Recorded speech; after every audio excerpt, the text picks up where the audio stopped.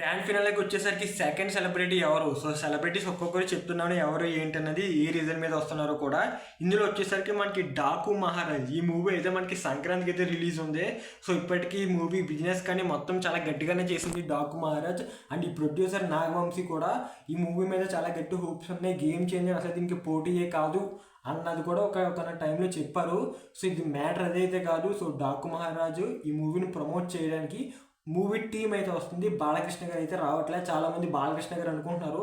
So Balakrishna అయితే కాదు, movie team అంటే లైక్ ప్రొడ్యూసర్ రావడం, లేకపోతే ఒక హీరోయిన్ రావడం. సో అలా అయితే జరుగుద్ది. ఎవరన్నది తెలియదు.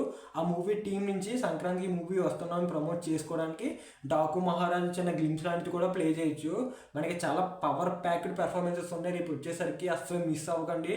చాలా అంటే చాలా బాగుంటుంది. సో చాలా సర్ప్రైజెస్ కూడా ఉన్నాయి. మనీ ఎవరెవరికి ఆఫర్ చేశారో అది కూడా చెప్తాను. Thank you for watching. ఇలాంటి అప్డేట్స్ కోసం మన ఛానల్ ఒకసారి వెళ్ళి చూడండి. కుదిరితే లైక్ చేయండి, సబ్స్క్రైబ్ చేయండి. Thank you for watching.